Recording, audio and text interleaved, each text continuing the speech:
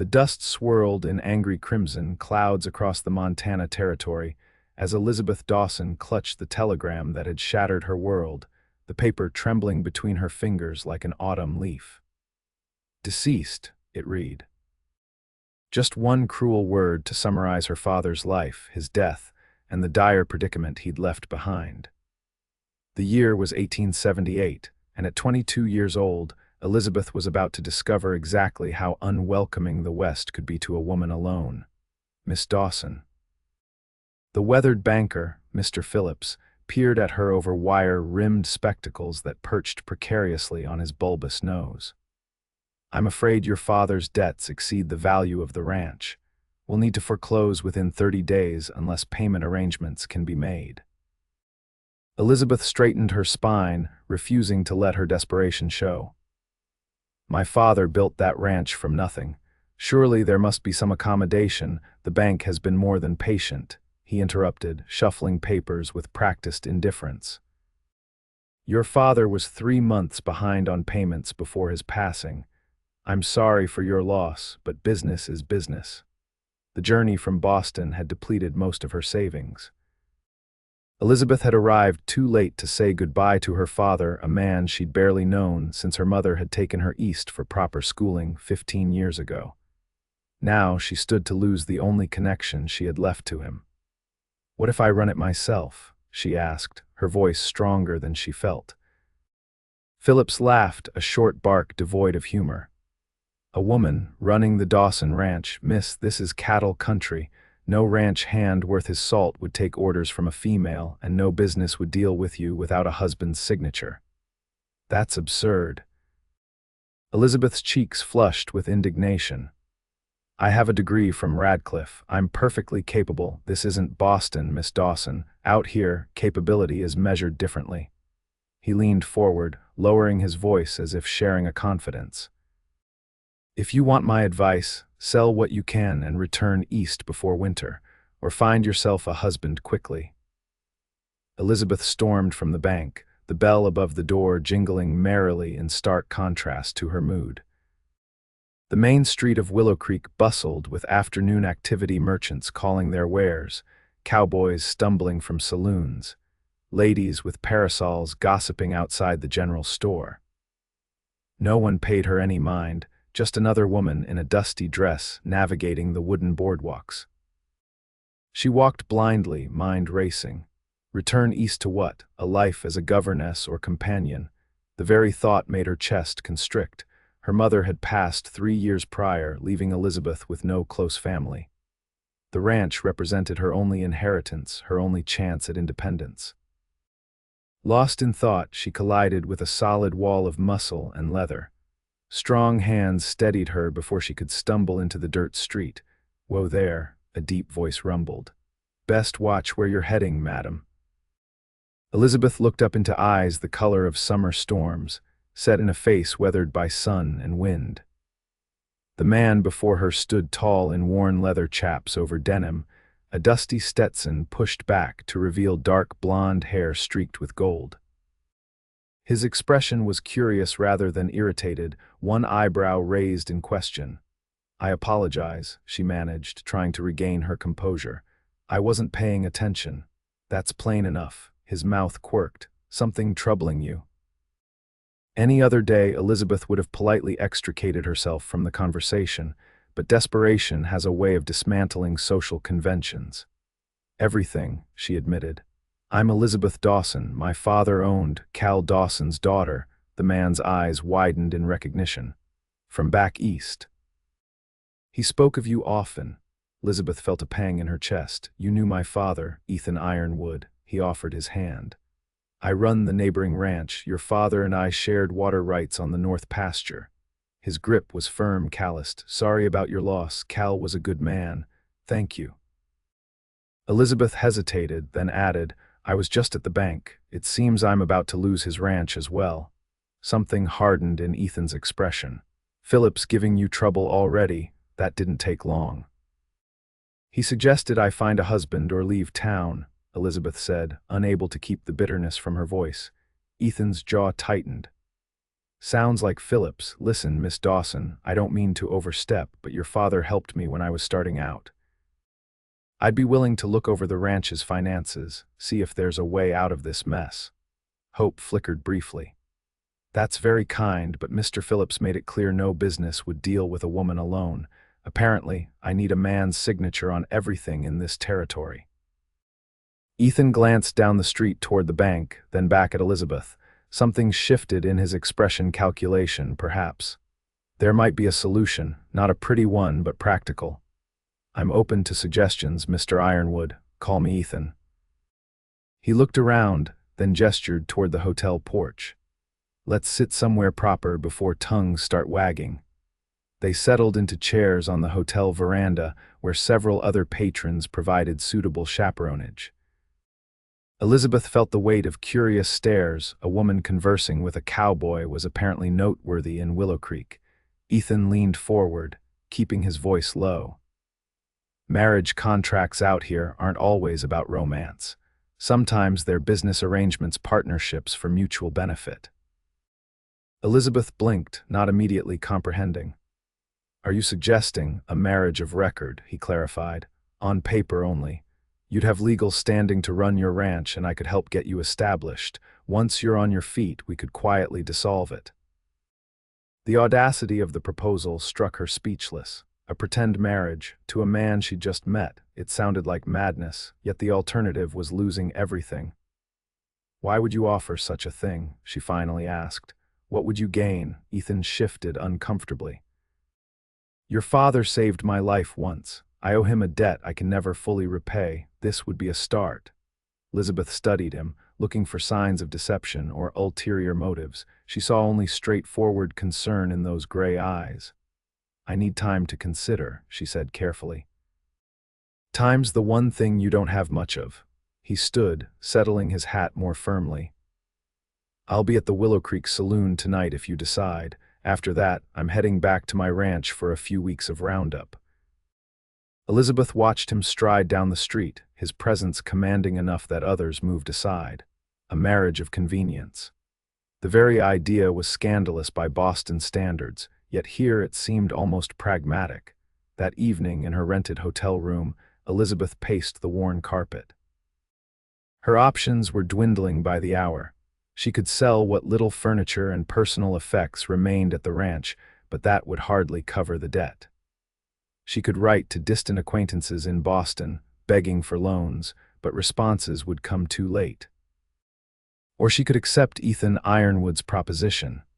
The next morning found Elizabeth at the counter of the Willow Creek Saloon, where a bleary-eyed barkeeper directed her to a back table. Ethan sat nursing a coffee, looking no worse for wear despite the early hour. His eyebrows rose as she approached. Miss Dawson, didn't expect to see you here. Elizabeth took the opposite chair without invitation. I need a husband of record, Mr. Ironwood, nothing more. Ethan studied her, his expression unreadable. After a long moment he replied, if we do this, I want to be clear. I'm not interested in being a husband just on paper. Elizabeth's chest tightened. I don't understand. I don't mean sharing a bed, he clarified, his voice low. I mean I won't enter a sham marriage. If I put my name to something, it means something. I'll help you save your ranch, but I won't pretend at being married. His gaze was steady. Be my wife in truth, not paper, a real partnership. For how long? She asked, struggling to maintain her composure. A year, he said after consideration. That should be enough time to get the ranch profitable again. After that, if you want to go your own way, I won't stop you. We can dissolve it quietly, as I said.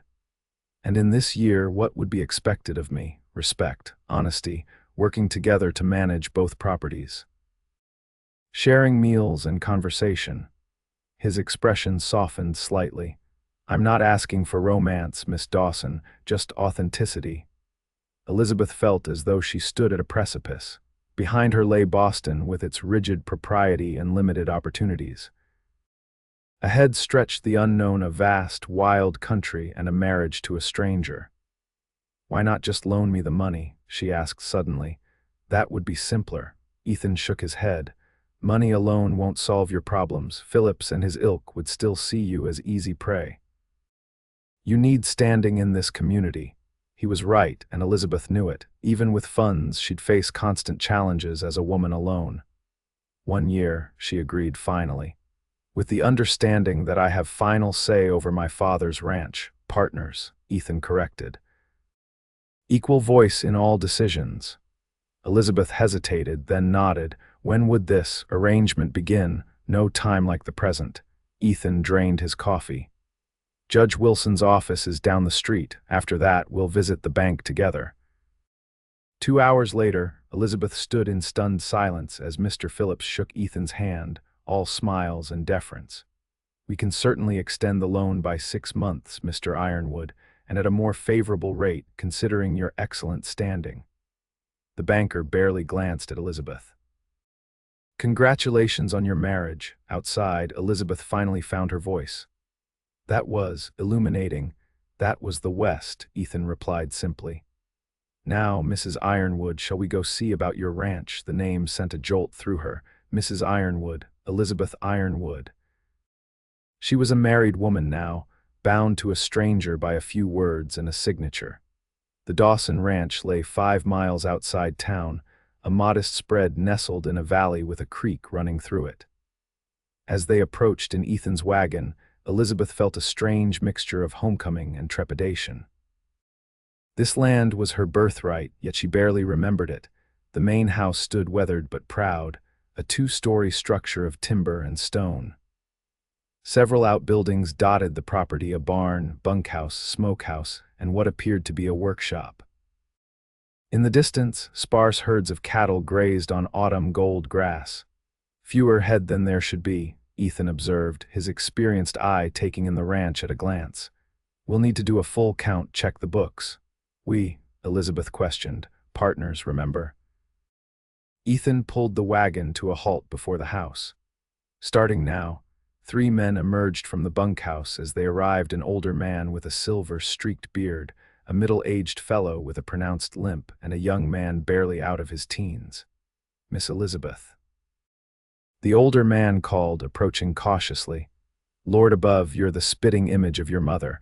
I'm Hank Simmons, your father's foreman. He removed his hat respectfully. These are Sam Tucker and young Billy Wells. Elizabeth nodded politely, suddenly aware of how out of place she must look in her Eastern clothes. Gentlemen, Ethan greeted them, stepping down from the wagon. I'm Ethan Ironwood. Miss Dawson and I were married this morning. 3 pairs of eyes widened in synchrony. Billy's mouth actually fell open. Married, Hank repeated, looking between them. Cal never mentioned. It was sudden, Elizabeth interjected. Mr. Ironwood has kindly agreed to help manage the ranch while I learn the business. Hank's weathered face registered skepticism, but he nodded.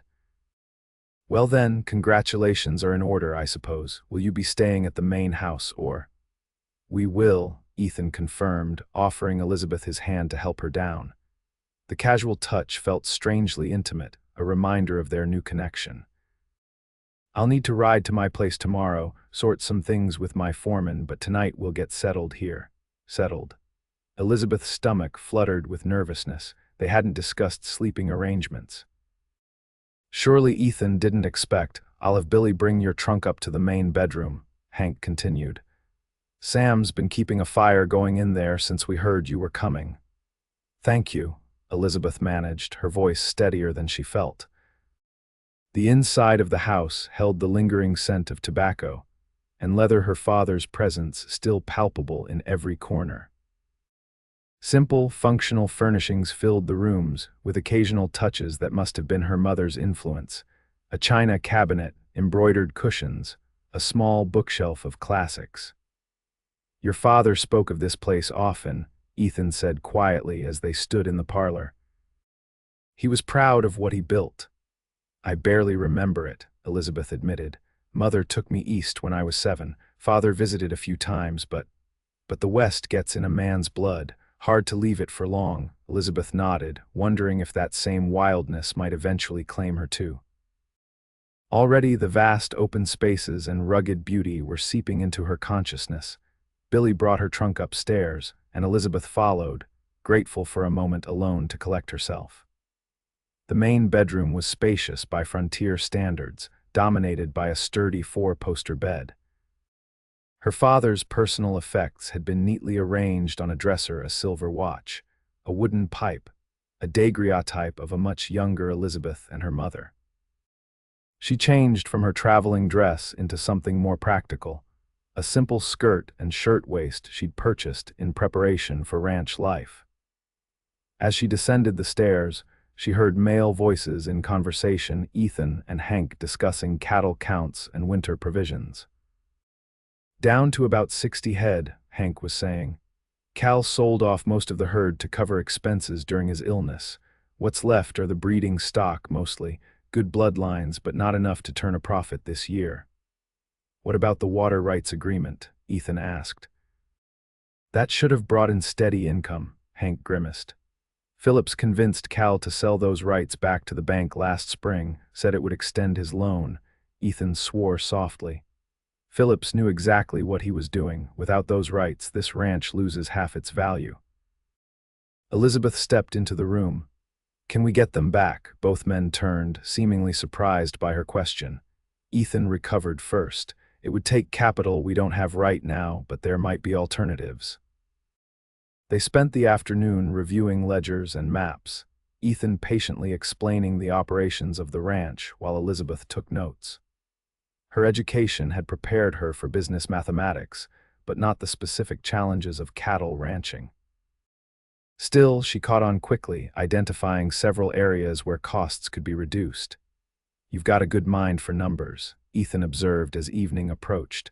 "That will serve us well." Us. The word hung between them, a reminder of their unusual arrangement. Hank and the others retreated to the bunkhouse after dinner, leaving the newlyweds alone in the main house. The awkwardness that had simmered beneath the surface all day now rose to a boil. "I'll take the spare room," Ethan said, breaking the silence. "For appearance's sake, we should maintain that we share the main bedroom, but thank you," Elizabeth interrupted, relief washing through her. "I appreciate your discretion."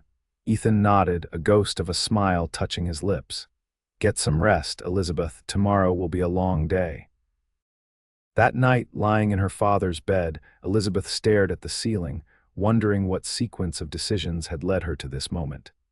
Married to a stranger, owner of a failing ranch, miles from everything familiar. Yet beneath her uncertainty lurked a surprising sense of possibility. For the first time in her life, she was charting her own course. Dawn broke clear and cold, painting the eastern sky in watercolor hues. Elizabeth woke to the unfamiliar sounds of her ranch coming to life: livestock lowing, men calling to one another, the creak of wagon wheels. She dressed quickly in her most practical clothes and headed downstairs to find Ethan already at the kitchen table, a map spread before him. "Good morning," he greeted her, eyes appraising her attire with approval. "Sleep well?" "Well enough," she replied, moving to the stove where a pot of coffee simmered. "What's your plan for today?" "I need to ride to my ranch, speak with my foreman. I'll be back by nightfall." He hesitated, then added, "Unless you'd prefer to come along, see my operation." The invitation surprised her. "I thought I should familiarize myself with this place first." "Fair enough. Hank can show you around, introduce you to the basics." Ethan folded the map carefully. "Elizabeth, about last night, I want to be clear about our arrangement." She tensed, waiting. "A year passes quickly out here. If we're going to make this work, make the ranch profitable, we need to trust each other. That means no secrets, no holding back ideas out of politeness." His gray eyes held her steadily. "I meant what I said about a true partnership. Your thoughts matter to me." The sincerity in his voice caught her off guard. "I'm still learning what questions to ask," she admitted. "But I'm a quick study." "I don't doubt it." He stood, reaching for his hat. "One more thing. The men respect Hank, but you're their employer now. Don't let them dismiss you because you're a woman or from the East. Stand your ground." With that advice lingering in her ears, Elizabeth spent her first full day at the Dawson ranch. Hank proved a patient teacher, walking her through the daily operations with gruff respect. They inspected the cattle, assessed the winter feed stores, and examined the equipment. Your father was a good rancher, Hank told her as they rested by the creek. Just had a run of bad luck. 3 years of drought, then cattle fever took half the herd, then his illness. He shook his head. But he never gave up. Neither will I, Elizabeth promised, watching a hawk circle lazily overhead. This land is my heritage. Hank studied her curiously. If you don't mind my asking, how'd you come to marry Ironwood so quick? Cal never mentioned any arrangement. Elizabeth chose her words carefully. Mr. Ironwood was a friend to my father. We found we had compatible interests. He's a good man, Hank allowed. Tough but fair. Built his spread from nothing in 5 years. Men around here respect him. What about women? Elizabeth asked, curiosity getting the better of her. Hank chuckled. Plenty have tried to catch his eye. Widows, shopkeepers' daughters, even that schoolteacher from town. He's never shown interest. Folks figured he was married to his ranch. He glanced at her sideways. Till now. The implication made Elizabeth uncomfortable. What would people think when their marriage inevitably ended? But that was a problem for another day. By late afternoon, her muscles ached from unaccustomed riding and walking. She returned to the house to find a young woman waiting on the porch, olive-skinned with long black hair braided down her back. You must be Miss Elizabeth, the woman greeted her, rising from her seat. I'm Maria Vasquez. I used to help your father with cooking and housekeeping. It's Mrs. Ironwood now, Elizabeth corrected gently. Please call me Elizabeth, Maria's eyes widened. You're married to Ethan Ironwood. At Elizabeth's nod, she continued, congratulations. He's well respected in these parts. I didn't know you were courting. It was a whirlwind, Elizabeth replied, the lie becoming easier with repetition. Would you like to come in? I could use some female company after a day of cattle and fences. Maria proved a godsend, helping Elizabeth locate household supplies and explaining the rhythms of ranch life. As they prepared a simple supper, Elizabeth learned that Maria was the daughter of a neighboring rancher who had worked for her father 3 days a week. I can continue the arrangement if you wish, Maria offered, though I imagine you'll want to put your own touches on the house. I'd be grateful for your help, Elizabeth said sincerely. This is all new to me.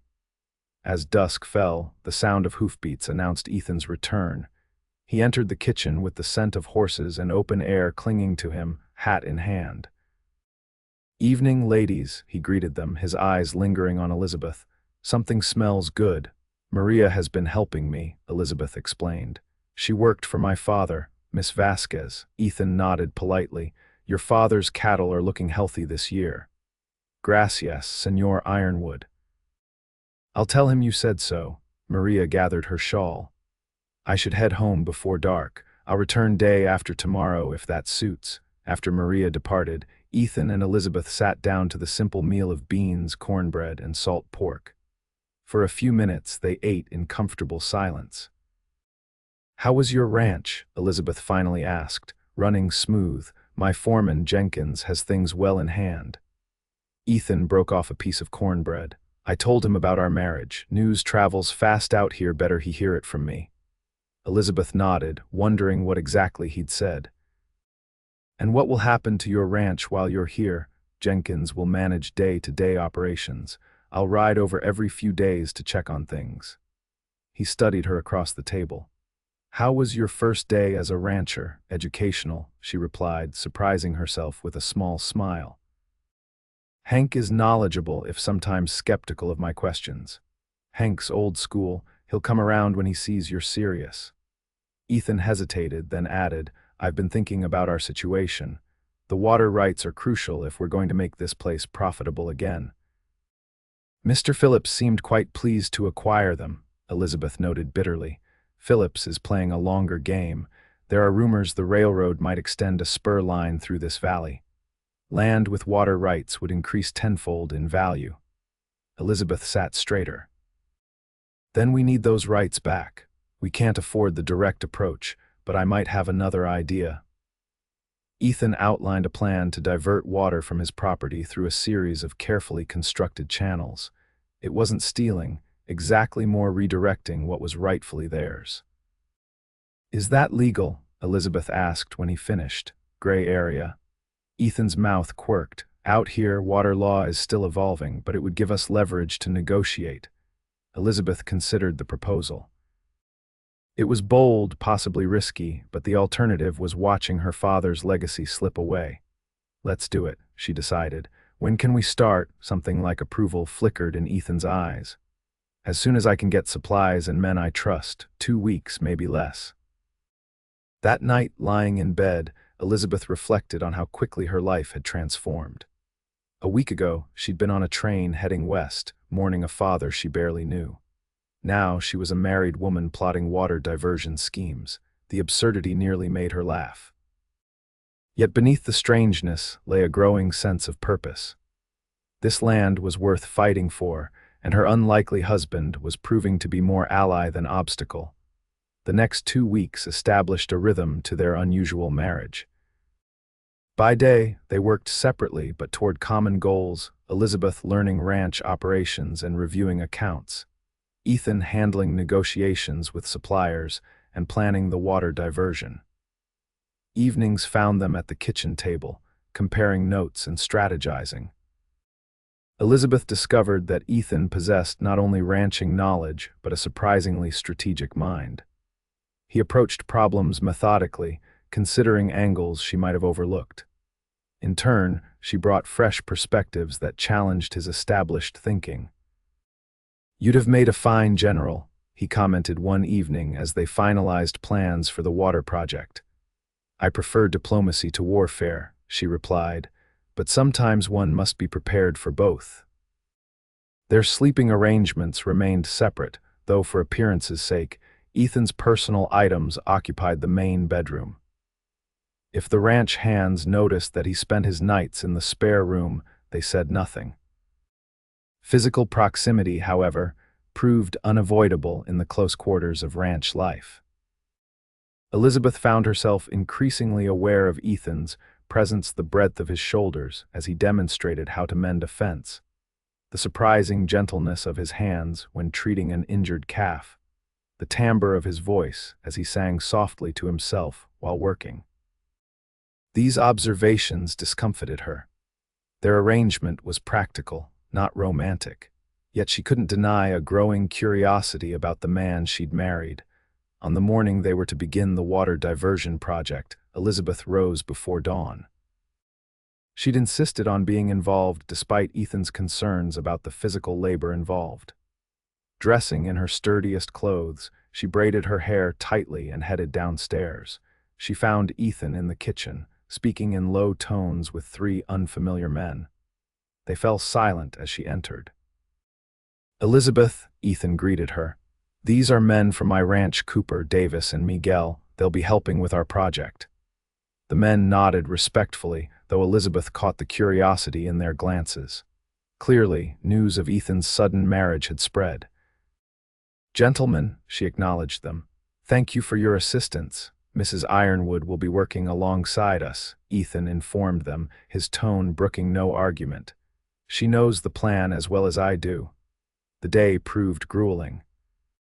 The diversion required digging a series of channels from Ethan's property line through a low-lying section of the Dawson ranch. Elizabeth's hands blistered within hours despite the gloves Ethan had insisted she wear. By midday, every muscle in her body screamed for rest. She refused to complain. When Ethan suggested she return to the house, Elizabeth merely shook her head and continued working. She noted the approving glances exchanged among the men as the day wore on. Late afternoon found them at a critical juncture connecting the final channel to the existing creek bed. Ethan stood knee-deep in water, directing the placement of rocks to control the flow. "We need to ensure it looks natural," he explained. "If Philip suspects deliberate diversion, he could make legal trouble." Elizabeth, perched on the bank, suddenly noticed movement in the trees across the meadow. "Ethan," she called softly, "we have company." All heads turned to see 2 riders approaching Mr. Phillips himself, accompanied by a man Elizabeth didn't recognize. "Keep working," Ethan murmured to his men. "Elizabeth, follow my lead." Phillips reined his horse to a stop several yards away. Ironwood, he called. Interesting project you've got going. Just some erosion control, Ethan replied easily, climbing from the creek bed.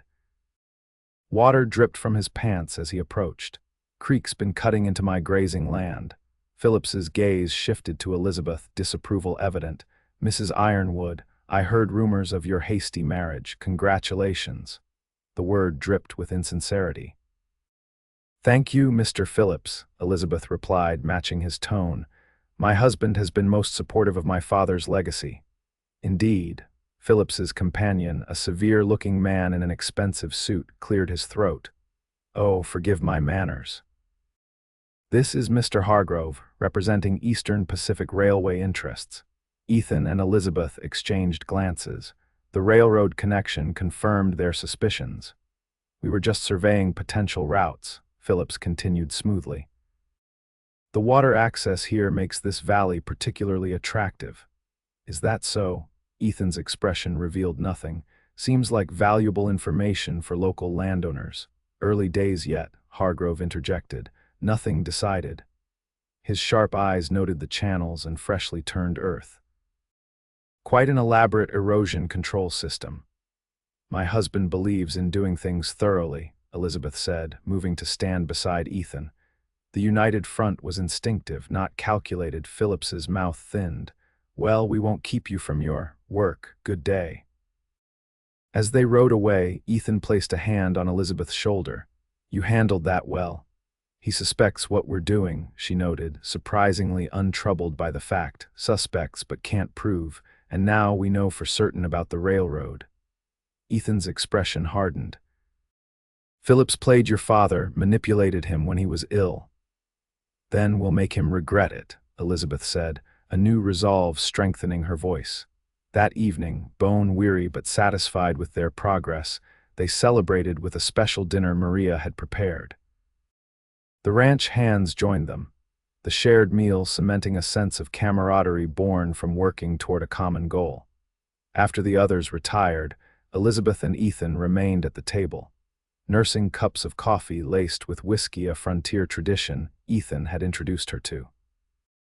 We should complete the channels by week's end, Ethan said.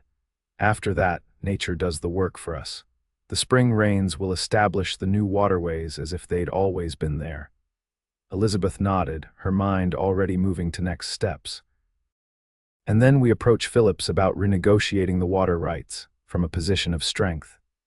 Ethan studied her across the table, his expression thoughtful.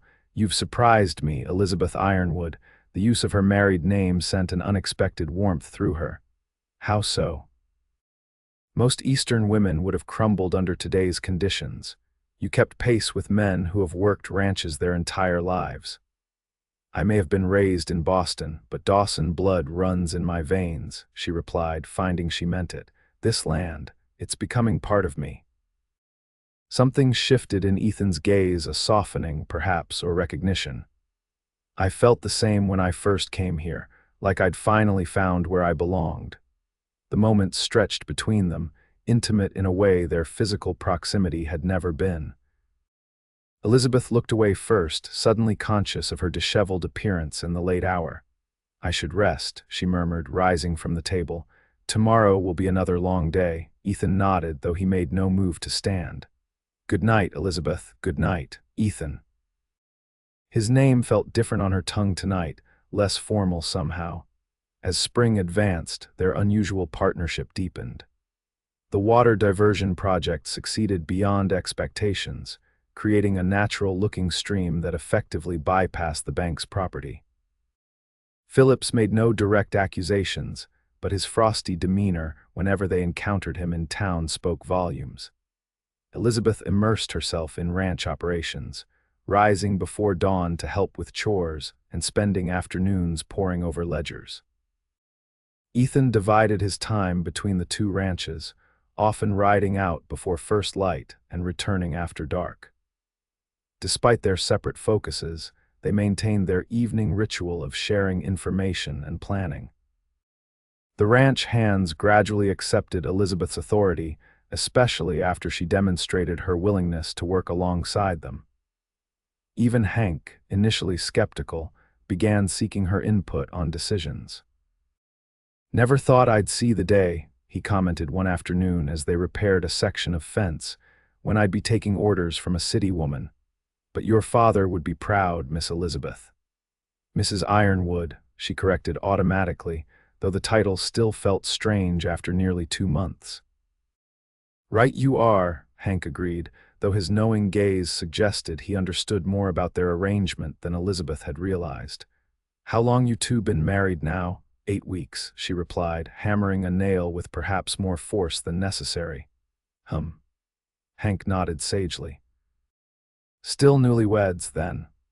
Elizabeth's cheeks warmed at his implication. Their marriage remained unconsummated, their relationship more business partnership than romantic union. Yet she couldn't deny that something was changing between them, small moments of connection that went beyond their practical arrangement. The way Ethan's hand lingered when helping her mount her horse. The pride in his eyes when she mastered a new ranching skill. The comfortable silence they shared on the porch each evening, watching the sun set over the mountains.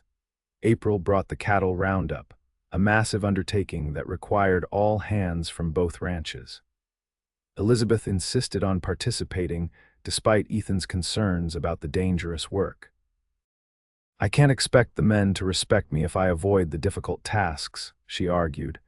Ethan studied her with that unreadable expression she'd come to know so well. "It's not about your abilities, Elizabeth. Roundup is dangerous even for experienced hands." "Then I'll stay close to you," she countered. "Learn from the best." His mouth quirked at the flattery. "Stubborn woman." "You knew that when you married me," she replied without thinking, then froze as she realized the absurdity of her statement. They'd known nothing about each other when they'd married. To her surprise, Ethan laughed, a rich, genuine sound she'd rarely heard from him. "That I did," he agreed, his eyes crinkling at the corners. "That I did." The roundup proved every bit as challenging as Ethan had warned. Days in the saddle from dawn to dusk, driving cattle across rough terrain, sorting calves for branding, all under a relentless spring sun. Elizabeth City's soft hands developed new calluses, and muscles she hadn't known existed screamed in protest each morning. Yet she found unexpected joy in the work, the rhythm of horse and rider moving as one, the satisfaction of seeing scattered cattle form into a cohesive herd, the camaraderie of shared hardship. Even the dust and grime became badges of honor rather than discomforts. On the third night, camped under stars that seemed close enough to touch, Elizabeth sat beside Ethan at the communal fire. The other hands had drifted off to their bedrolls, leaving them in relative privacy. "You've done well," Ethan said quietly, passing her a cup of coffee. "The men are impressed." "I've had a good teacher," she replied, accepting the cup. Their fingers brushed in the exchange, a touch that no longer seemed casual. "Ethan, I've been thinking about our arrangement." His expression stilled. "What about it? We're nearly 3 months in." "The ranch is stabilizing, the water situation is resolved." She hesitated, uncertain how to express her thoughts. "I'm grateful for your help, but I wonder if you're growing restless, splitting your time between 2 properties." Ethan studied the fire for a long moment. "Are you asking if I want to end our agreement early?" "I'm asking what you want," Elizabeth clarified. "Beyond fulfilling your debt to my father." The question hung between them, weighted with unspoken possibilities. When Ethan finally looked at her, his eyes reflected the dancing flames. "What I want," he said slowly, "is becoming less clear by the day." He set his coffee aside. "When we made this arrangement, I thought the boundaries were simple. Help you establish yourself, honor my promise to Cal, then return to my life. And now—" Elizabeth's heart beat faster despite her efforts to remain composed. "Now I find myself looking forward to returning to your ranch each evening, thinking about what you'll make of some new calf or gossip from town." His voice roughened. "Wondering if you might eventually see me as more than an obligation." The admission stunned her. Elizabeth had been so focused on maintaining proper boundaries that she'd failed to notice how those very boundaries had blurred. "I don't see you as an obligation," she said softly. I haven't for some time. Ethan's gaze intensified. Elizabeth, a shout from the cattle pen interrupted them, one of the hands calling for help with a distressed cow. Ethan rose immediately, the moment shattered. We'll continue this conversation another time, he promised, touching her shoulder briefly before striding toward the commotion. Elizabeth remained by the fire, her thoughts in turmoil. What had she been about to say? What did she truly want from this unexpected partnership? The questions haunted her through the remainder of the roundup and into the following weeks. Esme brought warmer weather and flourishing pastures. Elizabeth found herself watching Ethan with new awareness, noting the grace of his movements, the quiet authority he commanded, the rare smile that transformed his weathered features. Their evening conversations grew longer, ranging beyond ranch business to personal histories and beliefs. Elizabeth shared stories of her Boston upbringing and university education.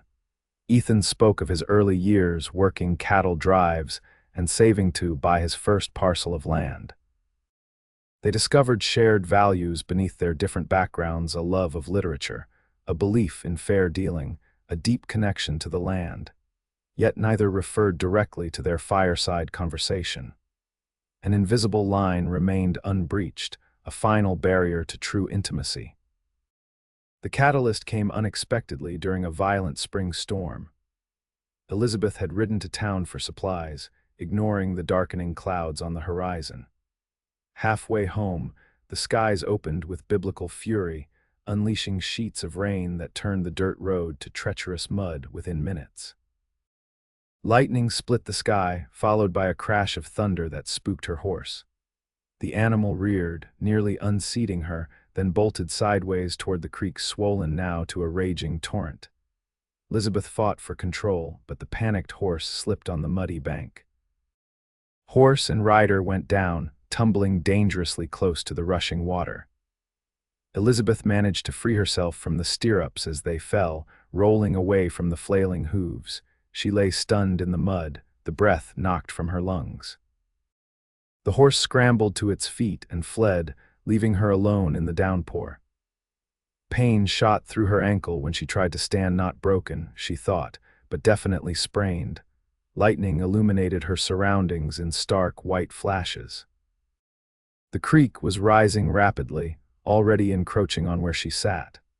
With no horse and an injured ankle, she faced a dangerous predicament. Using a fallen branch as a makeshift crutch, Elizabeth began the painful process of hobbling toward higher ground. The rain pelted mercilessly, soaking through her clothes until she shivered uncontrollably. Each step sent spikes of pain through her ankle. She had covered perhaps a quarter-mile when hoofbeats approached from behind.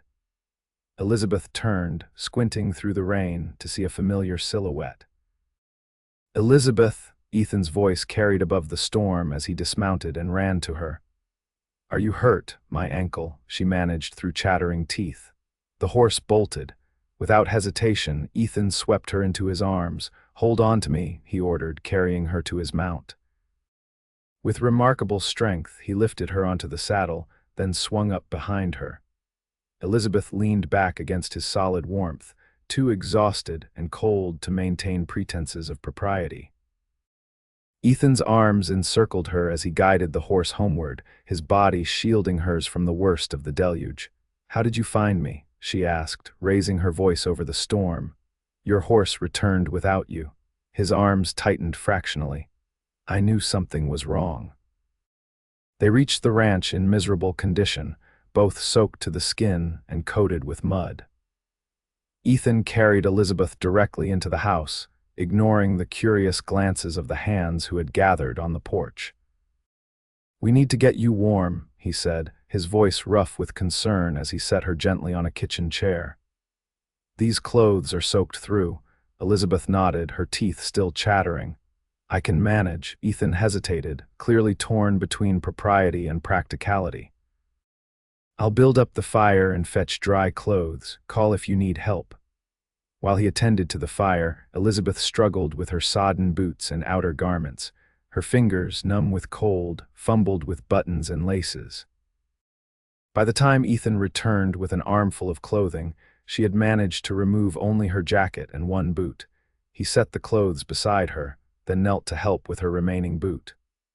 "May I?" The gesture, gentle, respectful despite its intimacy, undid something in Elizabeth's heart. She nodded wordlessly. Ethan removed the boot with careful movements, his touch clinical as he examined her swollen ankle. "Not broken, but a bad sprain. You'll need to stay off it for a few days." "I can't afford to be bedridden," she protested. "There's too much work. The work will wait." His tone brooked no argument as he rose. "I'll step out while you change. Call when you're decent." Left alone, Elizabeth managed to peel off her wet clothes and don the dry ones. Ethan had brought one of his own flannel shirts and a pair of woolen trousers that swallowed her smaller frame. The masculine garments felt strangely comforting, carrying the faint scent of cedar and leather that she'd come to associate with him. "Ethan," she called when she was dressed. "I'm finished." He returned with bandages and a bottle of whiskey. Without comment, he knelt again to wrap her ankle, his hands strong and sure. When he finished, he poured 2 generous measures of whiskey and handed her one. "For medicinal purposes," he said with the ghost of a smile.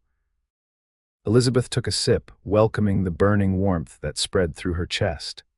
"Thank you for coming after me." Ethan's eyes met hers over the rim of his glass. "I'll always come for you, Elizabeth. Surely you know that by now." The simple declaration held more weight than elaborate protestations of devotion. Elizabeth felt something shift between them, the final barrier crumbling. "Why?" she asked softly. "Because somewhere between husband of record and today, you became important to me." Ethan set his glass aside, his expression open and vulnerable in a way she'd never seen before. "More important than I expected, more important than is probably wise." Elizabeth reached for his hand, her fingers closing around his calloused palm. "I don't want a husband just on paper anymore, Ethan." His breath caught audibly. "What are you saying?" "I'm saying that what began as convenience has become something else entirely." She met his gaze steadily. "Something real." Ethan moved slowly, giving her every opportunity to retreat. When she didn't, he leaned forward and brushed his lips against hers, a question rather than a demand. Elizabeth answered by drawing him closer, her free hand rising to touch his face. The kiss deepened, tentative exploration giving way to certainty. When they finally separated, both were breathing unevenly. "Are you sure?" Ethan asked, his voice husky. "There's no going back from this, Elizabeth. I've never been more certain of anything," she replied. "I want a true marriage, Ethan, with you." That night marked a transformation in their relationship. Ethan carried Elizabeth upstairs to the main bedroom, their bedroom now in truth as well as name. Their lovemaking was tender, unhurried, a mutual discovery rather than mere physical release. Afterward, Elizabeth lay in the circle of his arms, listening to the rain against the window and the steady rhythm of his heart. "I never expected this," she confessed into the darkness. "When I came west, I thought I was simply claiming my inheritance." Ethan's fingers traced lazy patterns on her bare shoulder. "And instead I found something I didn't know I was missing."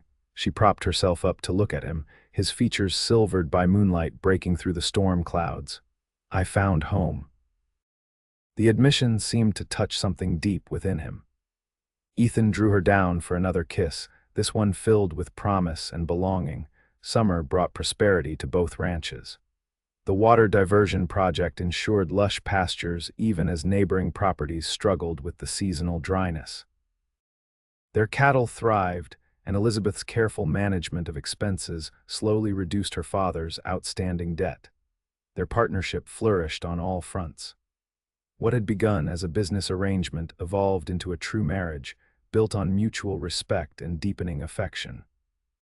They maintained separate responsibilities, Elizabeth handling accounts and supplies, Ethan managing the physical operations but made decisions together, each valuing the other's perspective. In late June, Mr. Phillips approached them after church services in town, his manner conspicuously cordial.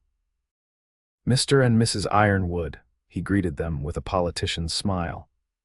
"I wonder if I might have a word about a business opportunity." Ethan and Elizabeth exchanged glances, communicating silently as they'd learned to do over the months of their marriage. "We're listening," Ethan said, his tone neutral. Phillips lowered his voice. "The railroad matter I mentioned in passing, it's progressing. Eastern Pacific is quite serious about a spur line through the valley. Property values will increase dramatically." "Interesting," Elizabeth remarked. "Though I fail to see how this concerns us directly." Phillips's smile tightened. "The proposed route would cross the southern corner of the Dawson Ranch. Eastern Pacific would pay handsomely for the right-of-way." "And the water rights you acquired from my father?" Elizabeth asked pointedly. "I imagine those become even more valuable with a railroad station nearby." A flash of annoyance crossed Phillips's features before he could master it. "Those rights could potentially be part of a larger negotiation." "We'll consider your offer," Ethan said smoothly. "Send the details to the ranch and we'll discuss them."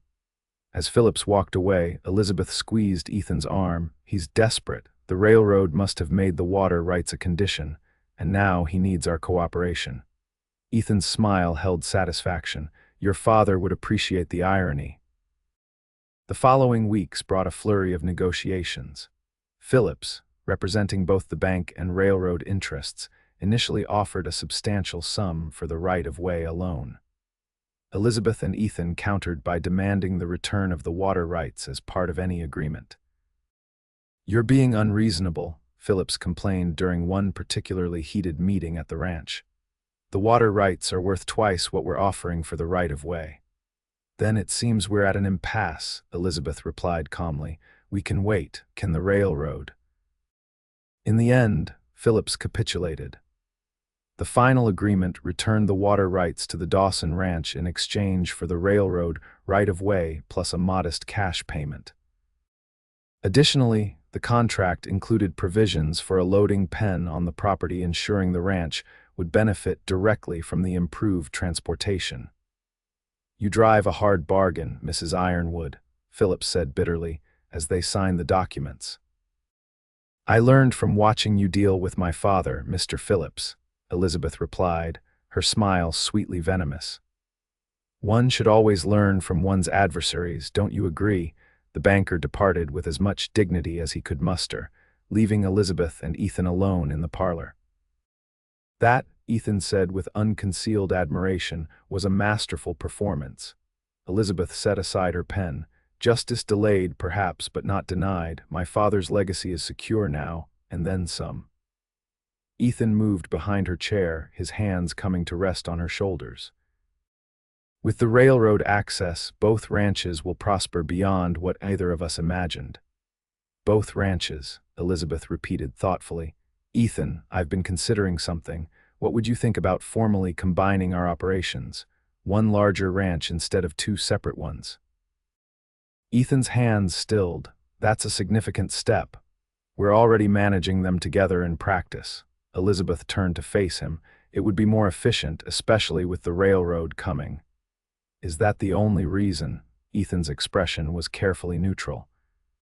Elizabeth rose, eliminating the distance between them. "No, we've built something here, something beyond a marriage of convenience. I want our partnership to be complete in every way." Ethan studied her for a long moment, then smiled slowly. "I suppose we should make it official, then." "We're already married," she reminded him with a laugh. "True, but I never gave you a proper proposal." He took her hands in his. "Elizabeth Dawson Ironwood, will you be my partner in all things ranches, businesses, and life from this day forward?" "I will," she agreed, her voice catching. "In truth, not just on paper." "Never just on paper," Ethan murmured, before kissing her a seal on promises both old and new. Autumn painted the valley in russet and gold, the turning leaves marking nearly 6 months since their hasty wedding. The first phase of railroad construction had begun, bringing temporary workers and increased business to Willow Creek. Both the Ironwood and Dawson ranches, now officially combined under joint management, flourished with the new opportunities. Elizabeth sat on the porch one evening, watching the sunset paint the distant mountains. Her father's ranch ledger lay open on her lap, though she'd abandoned her accounting to enjoy the spectacular display of nature. Ethan joined her, settling into the adjacent chair with a contented sigh. Cattle count is finalized. We're up 30% from last year, MMM. Elizabeth nodded, her thoughts elsewhere. The new breeding stock is settling in well, he continued, watching her curiously. And I've decided to sell the ranch and become a traveling salesman. That's nice, Elizabeth murmured, then started. What? Ethan chuckled. Just making sure you were listening. Something on your mind. Elizabeth closed the ledger, her fingers tracing the worn leather cover. I was thinking about my father. About how different things might have been if I'd come west sooner, gotten to know him better. He would be proud of what you've accomplished, Ethan said gently. This ranch is thriving because of you. Because of us, she corrected. I could never have done this alone. You might have surprised yourself. You're stronger than you know, Elizabeth. She smiled at his faith in her. Perhaps, but I'm glad I didn't have to find out. Her hand moved unconsciously to rest on her abdomen. Ethan, I have something to tell you. His brow furrowed at her serious tone. What is it? Dr. Patterson confirmed it yesterday. We're going to have a child. Elizabeth watched emotions play across his face: surprise, wonder, joy. In early spring, Ethan seemed momentarily speechless. He reached for her hand, squeezing it tightly. A child, he finally managed. Our child. Are you pleased? She asked, though his expression answered the question.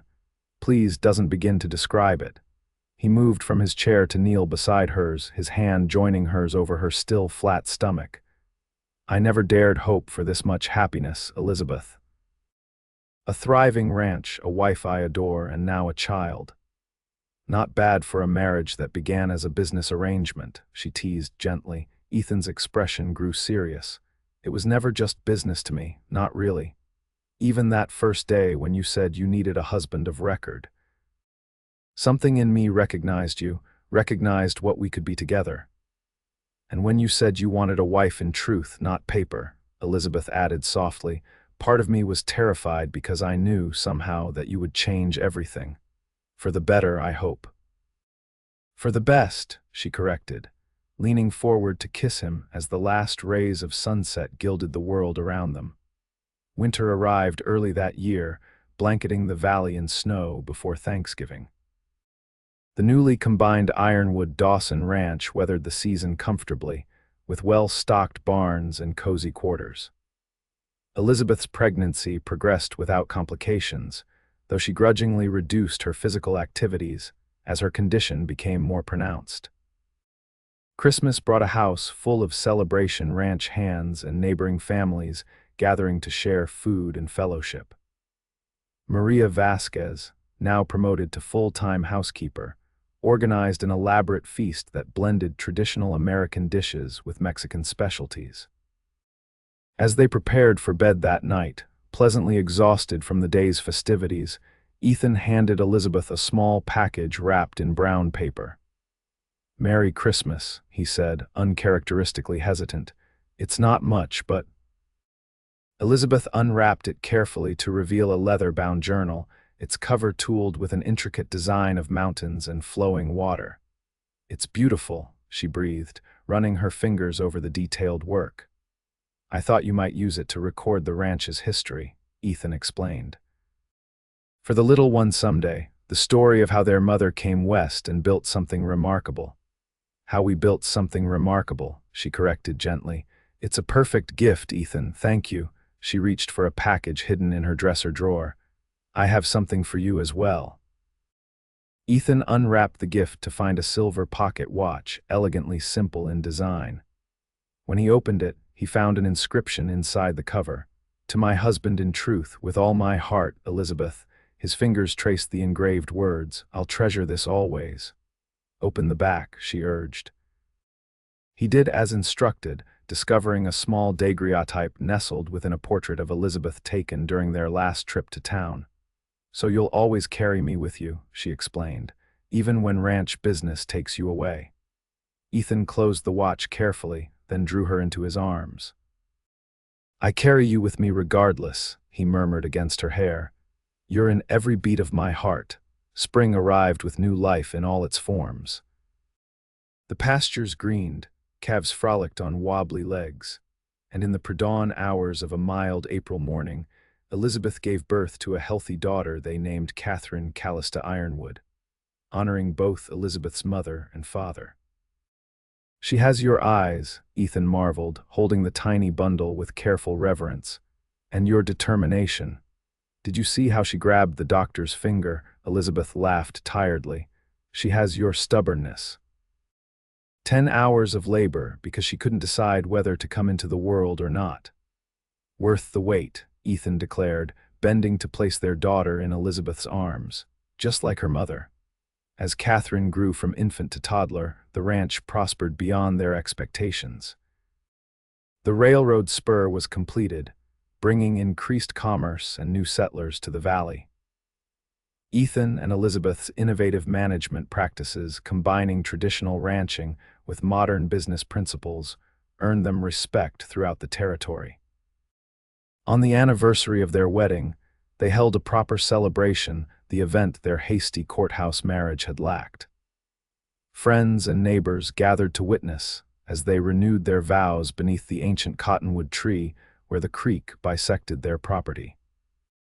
Elizabeth wore a proper wedding gown ordered from Denver, her hair crowned with wildflowers gathered by Maria that morning. Ethan, uncommonly handsome in a new suit, held 2-year-old Catherine as they spoke promises that now came from the heart rather than necessity. "When I met you," Elizabeth said, her voice carrying across the assembled guests, "I thought I needed only a husband of record, a name on paper to secure my future. I could not have imagined how completely you would transform my life, my heart, my very understanding of what it means to be partners." Ethan's eyes never left hers as he responded, "And I asked for a wife in truth, not paper, never understanding the depth of what I was requesting. You have given me truth in its most profound form, honest partnership, unwavering support, and love beyond measure." As the celebration continued into evening, with music and dancing beneath lantern light, Elizabeth found a moment of quiet with her husband. They stood at the edge of the gathering, watching their daughter toddle determinedly after Hank, who had become her devoted admirer. "Happy?" Ethan asked, his arm secure around Elizabeth's waist. "Completely." She leaned into his embrace. "Though I'm beginning to think Catherine might need a sibling before too long." Ethan's eyebrows rose. "Is that so? A large ranch needs many hands," she replied with mock seriousness. "It's simply good business planning." "Ah, business." Ethan nodded sagely. "In that case, Mrs. Ironwood, perhaps we should discuss this potential expansion further, in private." "A sound proposal, Mr. Ironwood."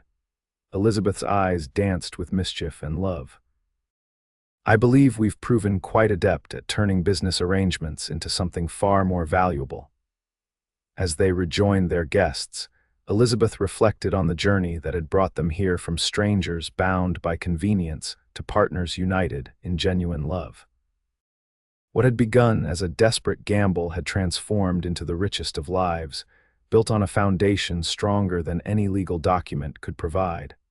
A marriage not merely of record, but of truth in its deepest sense.